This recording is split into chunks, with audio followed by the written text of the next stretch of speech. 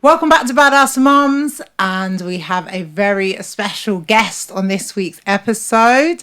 He is the founder of the brand and podcast, Dope Black Dads. He is a dad, obviously, to two amazing children, a son and a daughter.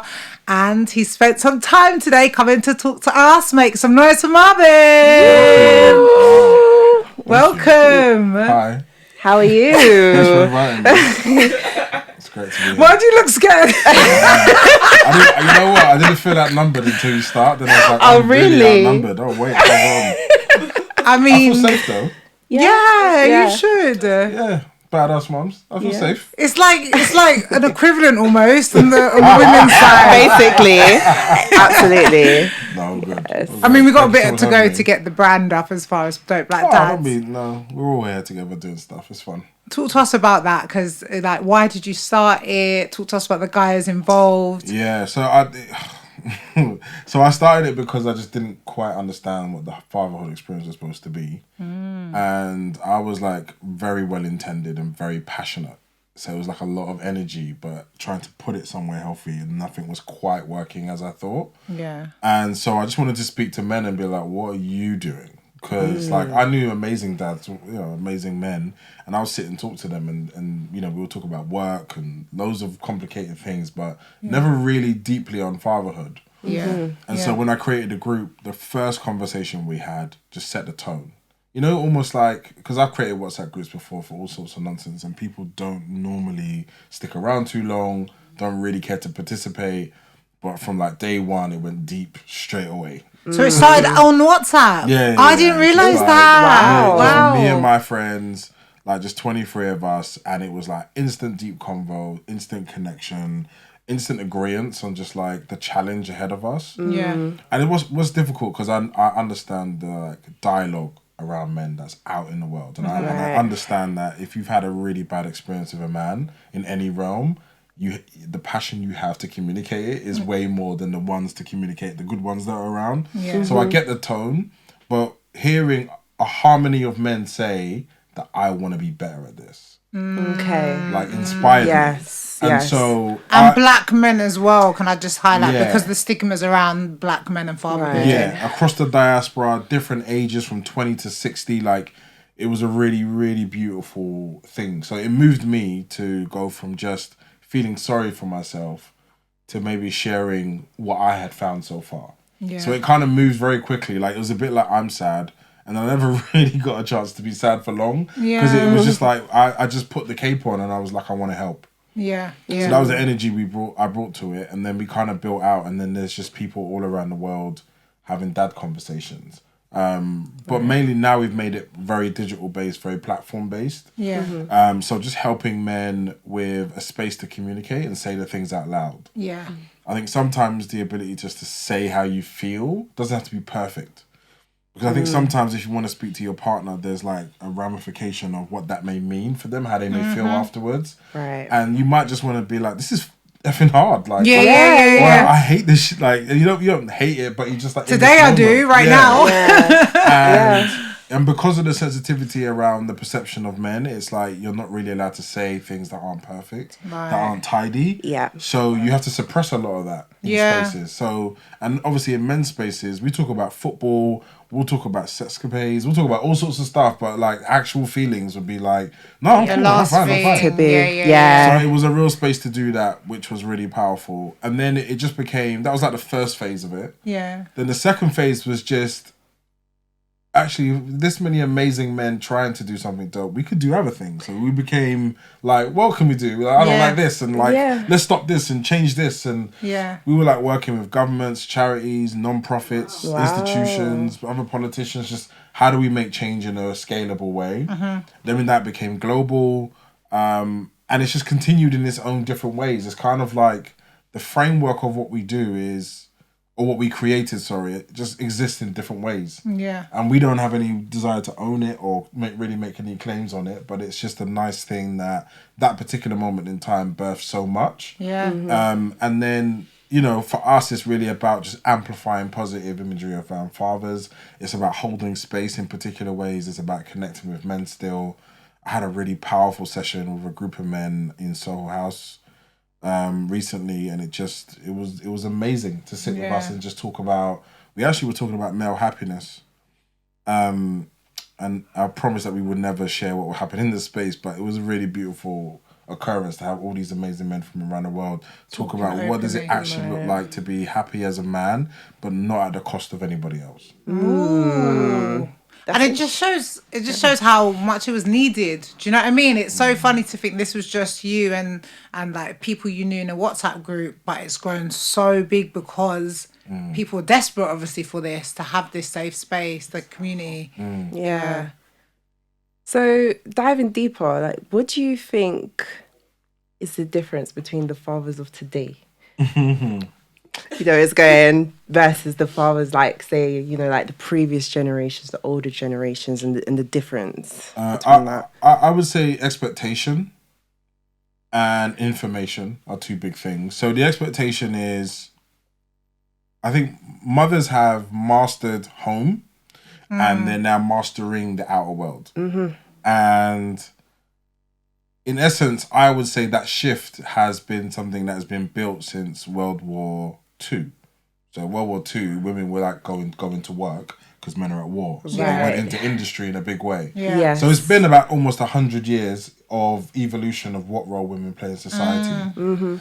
And the evolution of men in the home is probably about 20 years old. We can say that like my dad was amazing and he used to put us to bed every night. Like someone's dad did do stuff, but a generation of men being like, I go to work and I'm the leader and I do all the things at work, and then I go home and I wash up and I change and I do bedtime and I cook and I'm attentive enough to listen to my finger, like that all that energy is new. So 100%. I think the conversation is not holistic in how it's discussed or contextualized in the right way, but I can't ask mothers and women to be more patient.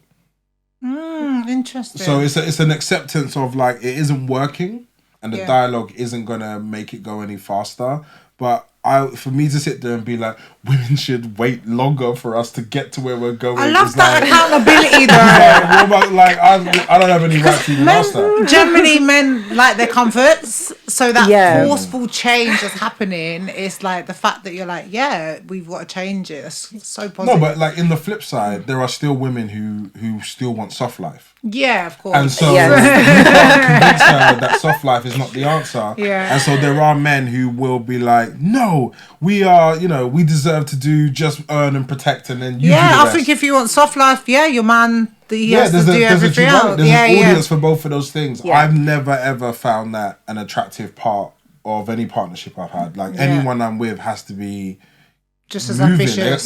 They've got to be moving in their own way, or at least working towards that. So, but I think there's a partner for me and there's a partner for the person who's like, my wife is at home and I'm hungry. And, That sounds like my brother. Yeah. I'm actually glad that you said that, because I feel like, especially, on Instagram, there's a lot of force-fed opinions, and it's like, it's not one way. Yeah. Like, honestly, if that works for you, that works for you. If another life or another way of living, if I want to provide a man, then that works for me. But I feel like we can't force feed what our own opinions and what we believe should be the setup for everybody, because it's going to be totally different. Not everyone can do 100% provide and you stay at home and be mom. If you live in London and you're 100% providing for your family and your partner's not doing anything, you're above the 0.1%. Yeah. You're doing nothing. I don't know anyone who does that. Like you got to do something, man. Your partner's got to be making at least sushi money or something. You can't be just you can't just be like, I'm at home and I'm just being looked after. Because I'm like, what crime is he committing to maintain that? What secret underworld is he doing to be able to afford and also that? what you allowing him to get away with, because you're not bringing nothing to that partnership. Yeah, exactly. So I don't look into people's things, but for me, I feel it's just, the thing you want is available. Yeah. Communicate. And I feel what would be better if people spoke from the perspective of I more. Yeah. So I have had this experience. Yes, as opposed to my friend or a story I heard or just a random anecdote I made up. Absolutely. Because when we talk about it from I, you also get the reveal of what you contributed to that scenario. Yeah. And it's a little bit more accountable in that way. It's just like, I can tell you stories of stuff that men tell me about women all the time that counter things, and we'll just get into an argument about about what I've heard. But if I say what I did, then you will hear the patterns of what I create for myself. Right. So it's a slightly different experience, and I try not to get lost in those conversations. But people are really passionate about relationships and the opposite gender. Yeah, even when they're not in a relationship, they're Even still when passionate. they're not, They still got a lot to say. Single people and people in relationships. Yeah. But we brought you on this specific episode. You are officially the first male really? voice to come this season 3, and really you're glad the that first wasn't in man. the email, because that's pressure. But for good reason. Father's Day is around the corner. We had to. We always talking. We was like, we have to celebrate men. It's not that we're anti-men, even though we're all mamas. It's that we just want to talk from the women's point of view.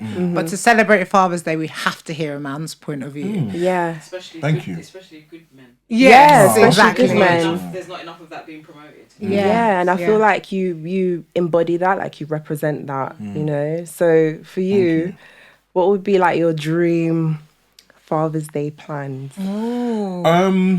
So it's interesting because some dads like to be left alone on Father's Day. Yeah. And space is their gift. Yeah. A man cave. Yeah. And it's just like a real recharge day. But for me, I like to be immersed with my children and we just have a day together. Like, I try not to oversell those days. And I think it's really good just to keep the energy relatively high at all times anyway. Yeah, 100%. So like their mother has an amazing experience at all times. I wouldn't dial up too much for Mother's Day, and then like the rest of the week is just like what. So so for me, I like just time in the morning. I like to wake up. I love to be jumped on in the morning, like really just that whole play connection moment. And we just don't do nothing crazy, I'm quite chilled. But then I think I exist like that all the time. I just wake up and go with the flow. So your love language is maybe quality time? Yeah, for me, if you spend time with me, then and you can spend time with me in all my different phases. So like my kids are next door. I just take them with me wherever I can. I want them to know what I'm doing, and I talk them through it. So just a day of existing with them is like the ultimate privilege. I don't need and get me socks. I like socks. Okay. Right, that's lovely. Honestly, bringing your kids along to things is really important because they get to see what you do. Yeah, it's funny because basically my son, he's 7, so he started verbalizing. He's like, every time you go away, do you have to? Which I think is a really powerful question. Yeah. And so I said to him, not always, but when I can be here, I'm always here. And then I thought about it further, and I was just like, maybe I can find ways to include him in some of the things. Because sometimes I'm away and I might be doing something like this, or I might be talking somewhere or doing something that's easy for him to attend and be around for. Yeah. And then I talk to him about it. I explain where I'm going, and he meets the people. And I think it makes it more human to him that I'm not just absent, I'm doing something. Yes. And I realised that he's now breaking into this sort of space where so my belief is 0 to 7 the mother is primary, and then I think 7 to 13 the dad is primary. Why? Just out of curiosity, why do you think? Well, because I think the nurturing and the depth of connection needed from the mother is really important in the birthing, the formative early years. stages. Yeah.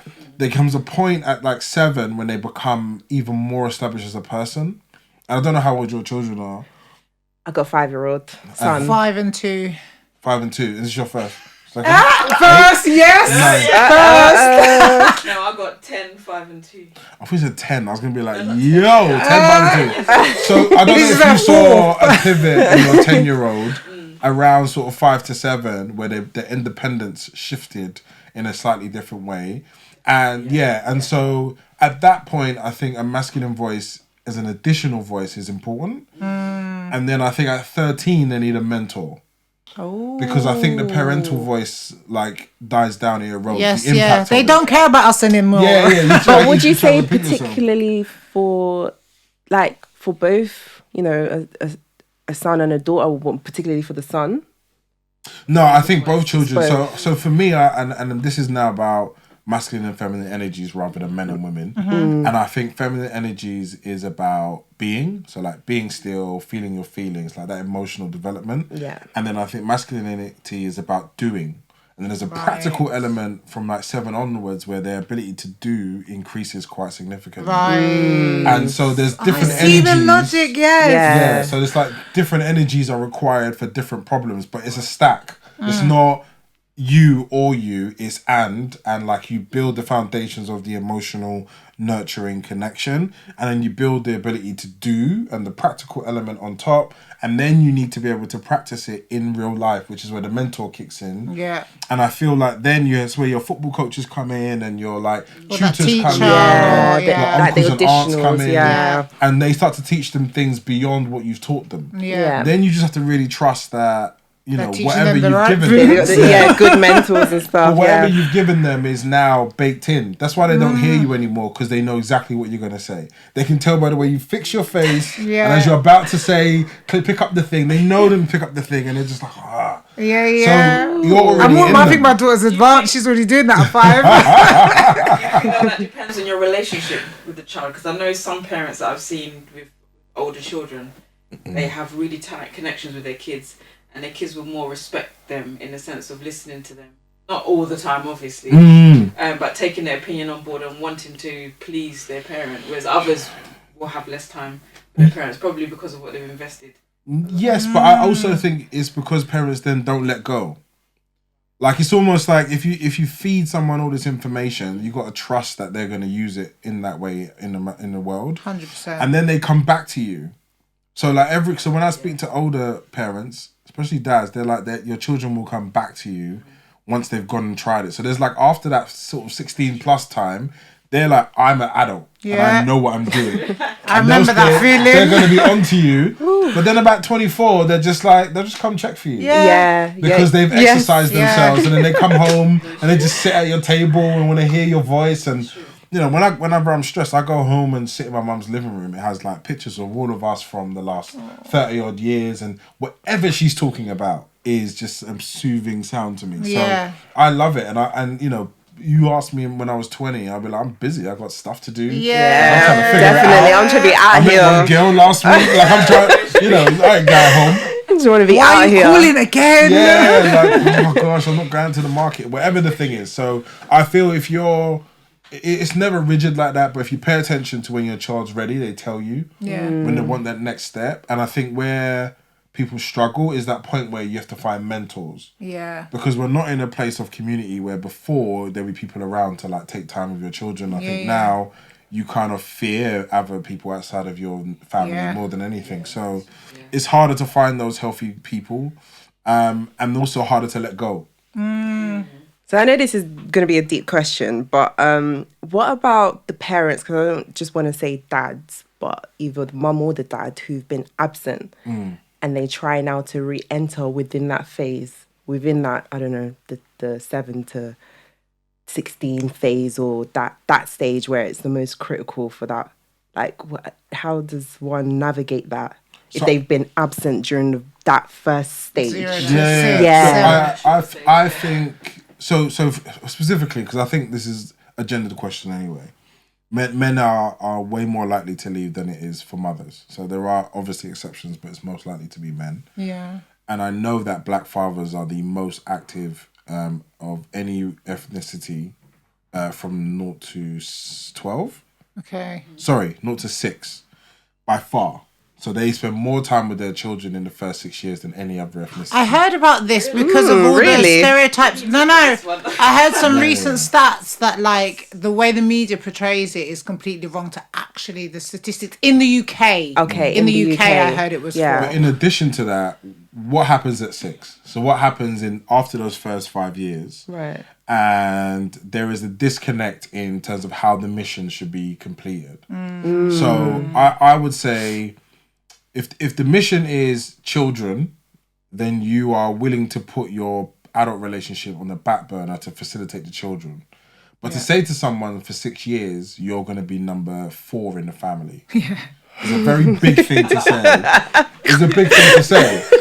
And it's like, I consciously wouldn't ask somebody to sign up. I wouldn't meet somebody and be like, right, what the plan is that we're going to get together, we're going to have children, we're going to be us two together, we're going to have the best time ever, you're going to fall in love with me, and then you're going to go, we're going to have 2 children in 6 years. In that time, you go from being my number 1 priority to my 4th priority. Yeah. But like, stick around because it gets better after that, and then you get centered from there onwards.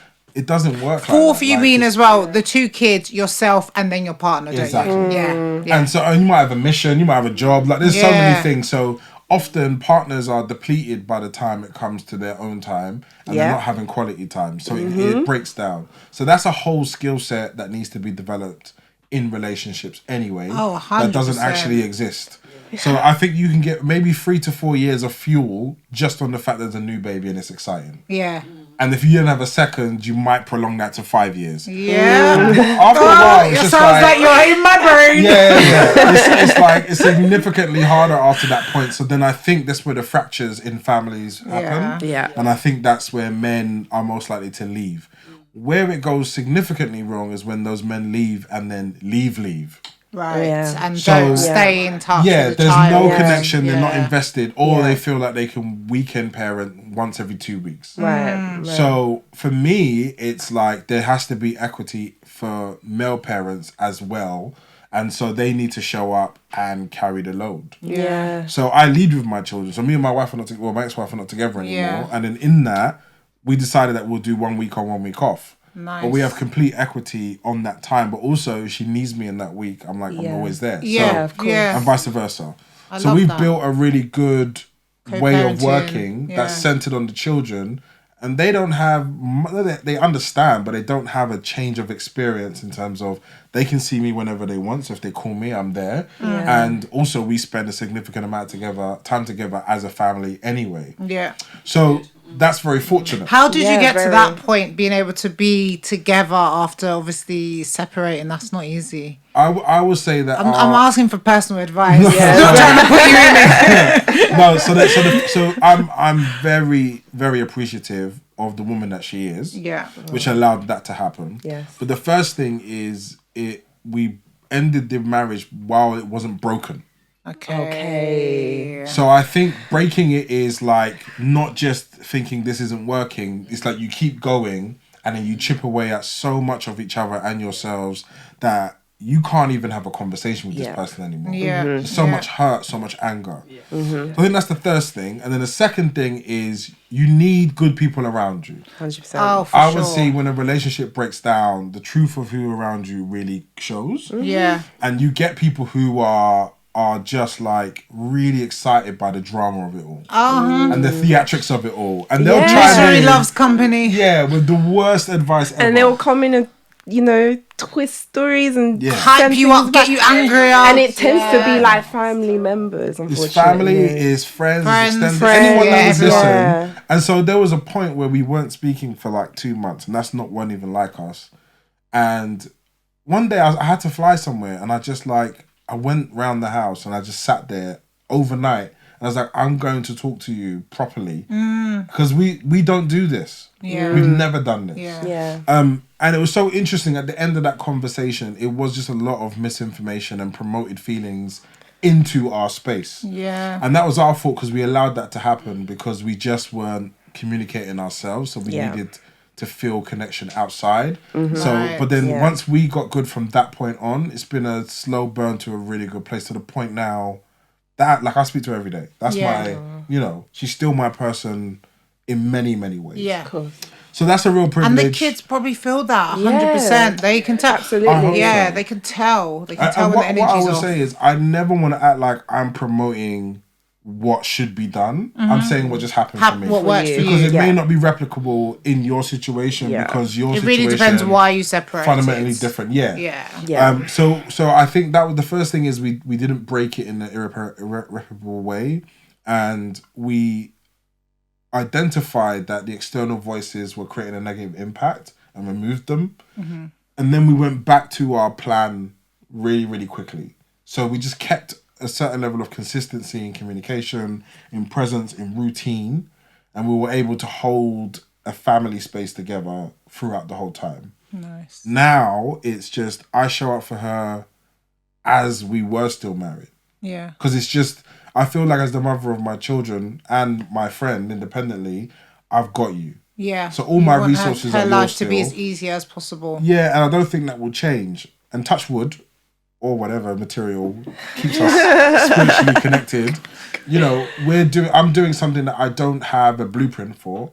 I'm just listening and adjusting to what's happening in real time. Yeah. And I'm really open to being wrong, mainly because the mission is different. Like in my purpose, you may not be able to tell me that I'm wrong because I'm channeling something that's just me. But with my children, we have real equity in it. We're 50-50 partners. My intuition may not be the final answer in it. Yeah. And so I allow her space to contribute in any way she sees fit and takes that in. But I actually feel like I'm a better father now than I was then. That's amazing. Nice. Yeah. Going back to what you were talking about, having children and becoming number 4. So it just relates to something I wanted to ask. So in our space, we always spend a lot of time talking about how it was postnatal for us. Yeah. What we had to go through in the transition career-wise and our priorities as a mother and emotional needs and stuff like that. So from a male's perspective, what does that look like? What does that feel like? To experience mothers in there. That transition from bachelor, single, or even dating, but to being a father. Yeah. Because I feel like for men, it's when the baby arrives. For us, it's when the pregnancy starts. Yeah. For you, it's for actually that delivery day. Yeah. So I was the one that was driving Let's Have Children Now. Okay, that's Raie. Don't normally hear that. Yeah, because I remember there being 2 people around us who had children, and I remember I rang her and I was like, I've had enough. Let's go. It's time. Wow. So I think my intentionality pushed me in the beginning stages. Pregnancy was amazing. Oh, that's great. It's like, and I think that's part of the reason why the love is so deep, because I observed her evolve from this like amazing businesswoman into pregnancy, into motherhood, and did it in such a way of grace. And it wasn't easy or smooth. It was loads of challenges in it, but she did it in a way that made me really respect her on the highest level. So that really helped me a lot to connect and stay connected. And did that make you feel more safe knowing this is the mother of your children, how organically it happened and it wasn't...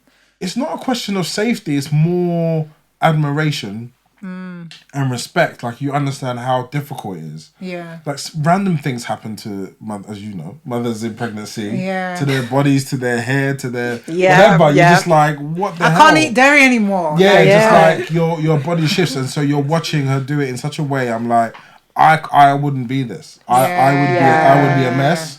I would have complaints. I would have needs. And I would need people to queue up to make my life easier. I'm being dead serious. Like, I like comfort. I can't go from 5-star into everything just going left and just be normal. Like, people would know. Yeah. So for you grew like an admiration just for the whole process. How she survived it. Pregnancy is a war. It really makes you see as a man like what a woman experiences and how much she's able to just carry during that time, even after literally carry physically and mentally. Yes. One of the things I will say though is that some of the time I was really disconnected from how difficult it was in the moment. So to understand how hard it is in the moment, I'm just like, how much can you do? Because so there's a point where she was doing things and I was like, okay, I'm asking you not to do it, but you're doing it anyway. Yeah. So it's fine. All right, do it. So you can carry that, and you want to go do this, and you want to drive there, and you want to do this. I think it's us fighting with our body and our mind, especially if like you ambitious, like you just want to be that person who this isn't going to slow me down. This isn't going to change me. I'm going to keep it moving. So I didn't know how to or how much I should control the space rather than just allow her to be. And my thing was just to create options. Like here's like resting option. Here is like do a couple things with me option. There was like nice. do you want to go abroad option? She had like options, because a lot of women don't in pregnancy. They just have to get on with it. So I hoped that was the right way of doing it. But you know, if she was sitting here, she might have a different example or experience to what I was trying to create. Yeah. Because at times I really just didn't get the scale of what was happening around us. And there's definitely things that I just missed. Yeah. Like I just had no idea. So I and again, I never like to platform as like I was this perfect, amazing. I was just always asking and trying to lean in to understand. And whenever I got an answer that I could action, I just did it. Yeah. And I think that was my trade-off. But what I will say is that I think by year 5, 6, there was a set of burnout of being committed to an experience that I was decentered from. And I'll just be honest, it's part ego, part whatever the thing is, part unhealed childhood, whatever. Like I wanted to be in it too. I wanted to feel what it looks like to me. Yeah. So I never really felt like I got that experience in those early years of being connected. Yeah. I always felt like I was happier outward looking into my family than sitting in it my actual self. And so it isn't easy for men, but it's also just we've got to find a way to communicate what we're trying to do with our partners, because there's a very escalator way of co-parenting and being married or being in relationships. And a lot of those things make men habitually unhappy. Yeah. And we don't challenge those things in the beginning. And we'll wait until year 5, 6, 7 in the relationship and then just announce a list of things that we want to change or don't work. Yeah. And by then, someone signed up and committed to whatever this man said he's going to do. So you're just like, I want to do something different. And maybe that's not right and fair. So it becomes an area of friction. So I don't know. But do you think it's the ego that impacts them trying to keep up that lifestyle that they're not actually comfortable with?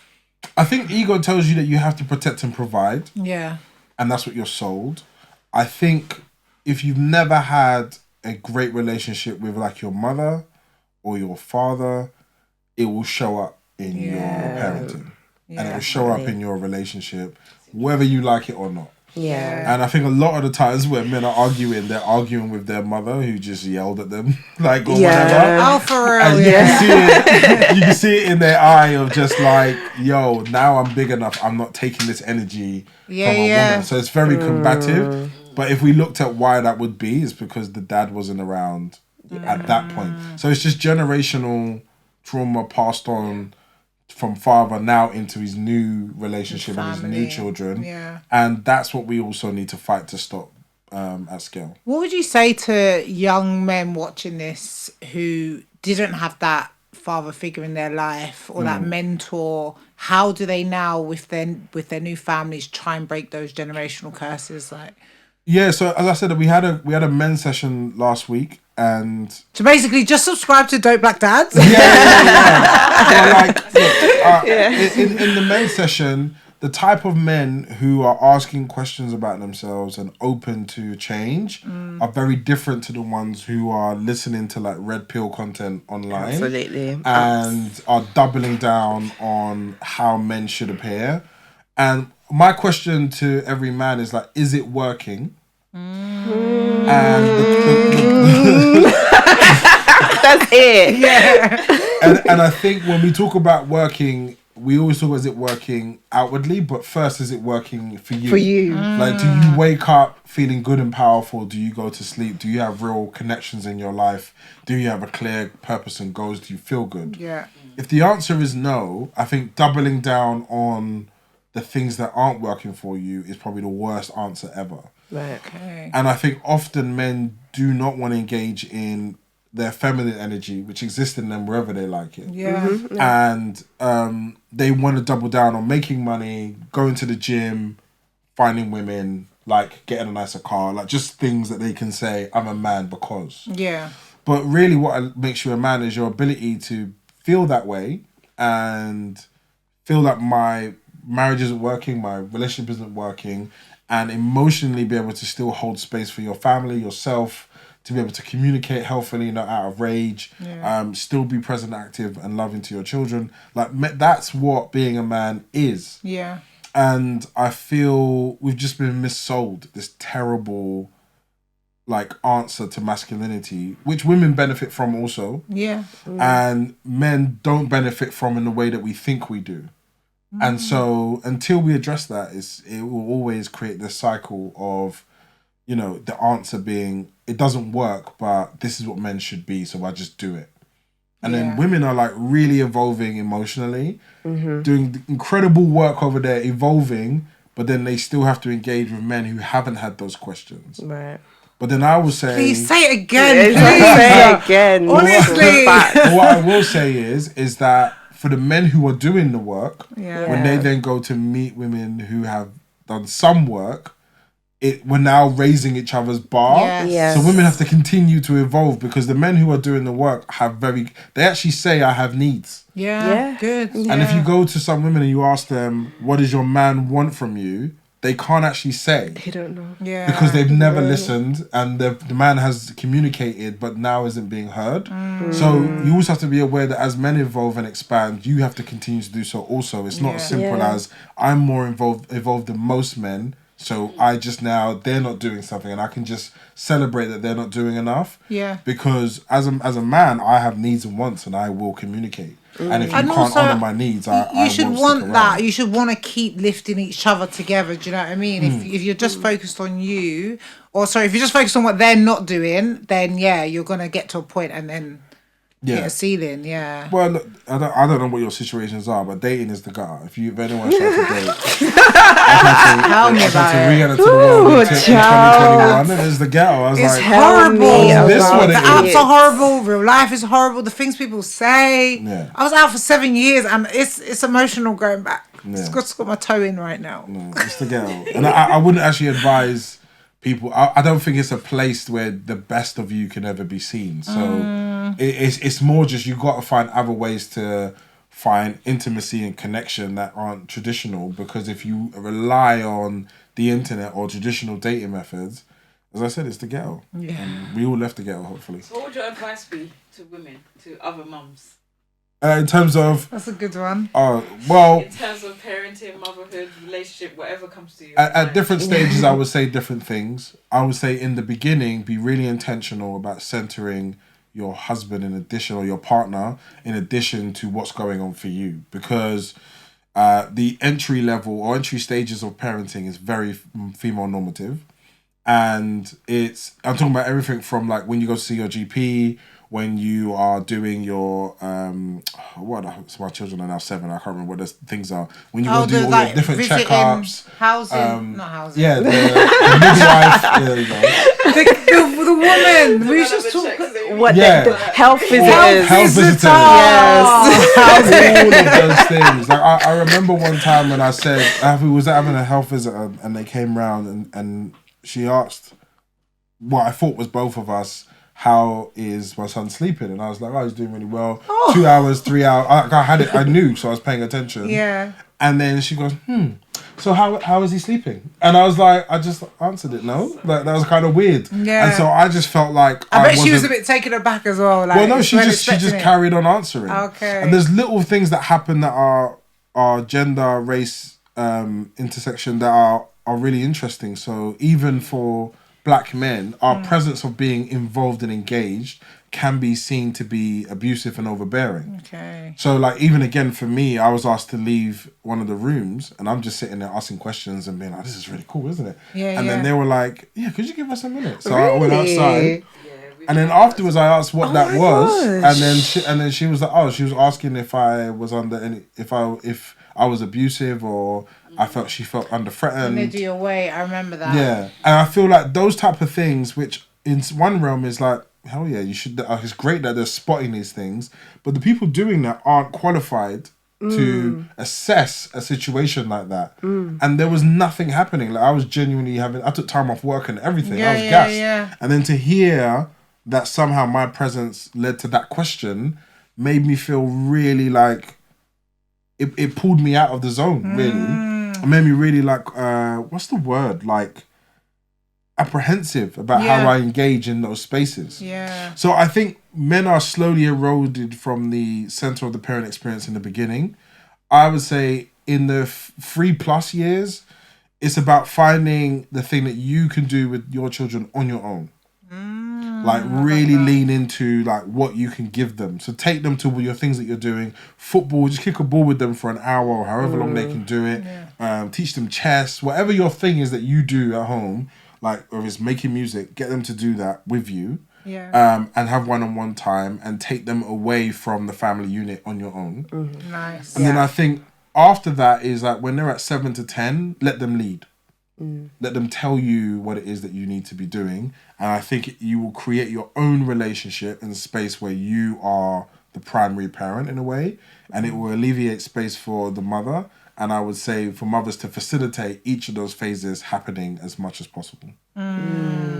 Yeah, definitely. Nice advice. Well, we got a question. So this season, we're getting all our guests from season 1 and 2 to send in questions to our next guests. So we've got like a little pick random, isn't it? Pick random. From a previous season. And yeah, it's just one of our guests asking you something. They're all tailored to mum, so we're just going to tweak the word in. No, go for it. Parenting's parenting. Okay, so you can pick a number out of 1, 2, 3, 4, 3, 4, 6. I can't count. 1 to 6. Yeah. Let's go 4. 4. Okay. This one is from Ashistana. She was on season 2, episode 4, post-pregnancy fashion. She's a stylist. She has one son, and she said, "How do you balance parenthood, working, and fitting in self-care, as that's really important?" I think my approach is I have very specific rigid times that I work. So I work 10 to 3 only, but I'm self-employed, so this allows that to happen. So it means I can do school run and collection unimpeded. And then I don't work from 3 till 7, 8, and then bedtime, and then I may do more things after. So for me, it's just routine. And then I center my children's availability as to how that routine works. And I always try to make sure, bring them into things that I'm doing. And I just really communicate like what my experience is. They need to understand. They need to see me being this person. And all of those things have kind of led to a really good balance. Like I protect time. But what about the self-care? What about when it's just you? How do you fit that in? What is your self-care? I'm someone that's very intentional with self-care. Like, I'm fearless when it comes to... I have a very long list. I think I found 27 different things that bring me joy. Manicures, pedicures, travelling, facials, sleep days, like Netflix days. But I do all. Like, there's reading time, and different times need different things. But I definitely dedicate time to do so. I'm, like, definitely never going to be impacted by the world and just keep going. I love so many men do have that mentality of I'm strong, I don't need anything, I can just go. No, and actually, go get your feet rubbed, you know. I think dads need more because they almost feel by doing it, like women were actually aware that it exists. I didn't know the power of a bath until I'm in a soak. It's different to a bath. A soak until like 4 years ago. Yeah. And my therapist recommended it to me. And I was like, all right, cool. So I went to town. I went and bought everything I could find. Jill candles. There was a whole... Jill Scott came out with a Nina Simone hybrid mix. It was like a real thing. And I was like, oh, this is like the hug and connection that you may want. So on certain days when you just like, life ain't working for you, that bath at the right temperature is a hug. Yeah. And I was like, this is what women have been doing in here. And for me, it was like a real epiphany of actually, there's a lot of areas where we can learn a lot, and we need to do a bit more of the soft things in addition to our lives to like make it sustainable. Definitely. Absolutely. Yeah. Right. Any final messages? A lot of dads are going to be online celebrating their fatherhood. Well, my first thing is to mothers, please honour Father's Day intentionally. And it's not just about how amazing the father is, it's actually just the fact of celebrating the role. And so it's not just about the father that's in your life, it's other fathers that you may know. And really find someone to put that energy into. And I think because the lack of care that society takes with men, they don't care for themselves, and then they struggle to care for anybody. And so I don't want to labor nobody with more asks in their life, but if you can and there is somebody, like, let them know. And I think for men, really revel in the presence of your children on that day and just be with them. Like, make no plans, be off your phone and just be with them and watch what happens and the affinity that you can build in that time. Love that. Love it. Amazing. Thank you. Well, just one more last thing from us. We've just got a little Father's Day gift for you. Yeah, tears in that little bag there. Oh, this is amazing. This is the best podcast I've ever been on. This don't happen at the BBC nowhere. Oh, thank you so much. That's just a little Father's Day gift. Don't drink it all at once because take a little picture and stuff. That's a whole, a whole other thing. So I really appreciate that. Yeah. Thank you so much, and it comes with a glass. Amazing. Yes. Thank you so much. It's really lovely of you. And also, do you want to just plug, obviously, Dope Black Dads, a platform where people can stay up to date with all the amazing work you're doing? Yeah, absolutely. Find us at Dope Black Dads on any single platform, one word. You can also find us on dopeblackdads.com.